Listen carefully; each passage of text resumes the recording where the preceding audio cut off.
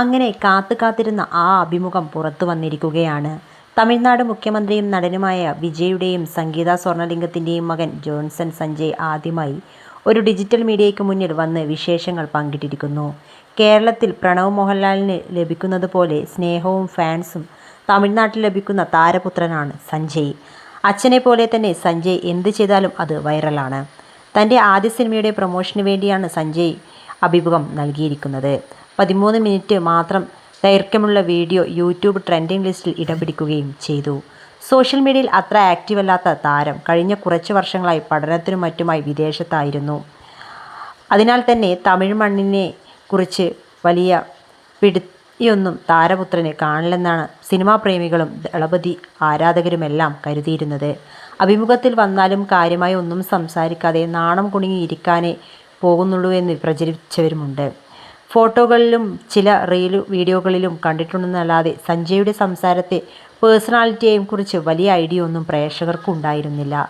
എന്നാൽ ജനങ്ങളുടെ എല്ലാം മുൻവിധികളും 19 മിനിറ്റിലെ അഭിമുഖത്തിലൂടെ സഞ്ജയ് തകർത്ത് കയ്യിൽ പറത്തി. പച്ചവെള്ളം പോലും തമിഴ് സംസാരിക്കും. ജാഡയ്ക്ക് വേണ്ടി ഇംഗ്ലീഷ് കുത്തിനിറയ്ക്കുന്നുമില്ല. സിഗ്മ പോലൊരു സിനിമ എടുത്ത് വിജയിപ്പിക്കാൻ വേണ്ട എല്ലാ സാമർഥ്യവും താരപുത്രനുണ്ട്. അത്രയേറെ ആത്മവിശ്വാസം നിറഞ്ഞതാണ് വാക്കുകൾ.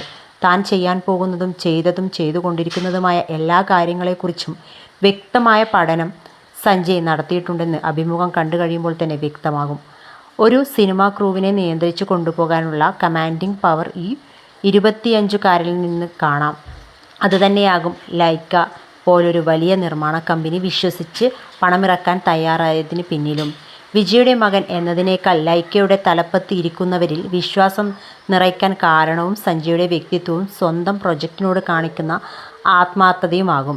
ഇൻ്റർവ്യൂവിനിടയിൽ അവതാരക സഞ്ജയോട് ഒരു ചോദ്യവും ചോദിച്ചിരുന്നു. പുതിയ സിനിമ വിജയമായി കഴിഞ്ഞ് ഹോളിവുഡിൽ നിന്നും ഒരു സിനിമ ചെയ്യാൻ വിളിച്ചാൽ ഇന്ത്യയിൽ നിന്ന് ഏത് നടനെയായിരിക്കും സഞ്ജയ് കൊണ്ടുപോകുക എന്നായിരുന്നു ആ ചോദ്യം. ഉടനടി മറുപടിയും എത്തി. അപ്പതാ വിജയും സംഗീതയും തമ്മിലുള്ള ഡിവോഴ്സ് വാർത്തകൾ വന്നതു മുതൽ ചിലരെങ്കിലും കരുതിയത് വിജയ് മക്കളുമായി പിണക്കമാണെന്നും അവർ മിണ്ടാറില്ല എന്നുമാണ്. എന്നാൽ അവർക്കുള്ള ഉത്തരം കൂടിയാണ് സഞ്ജയുടെ ഈ വാക്കുകൾ.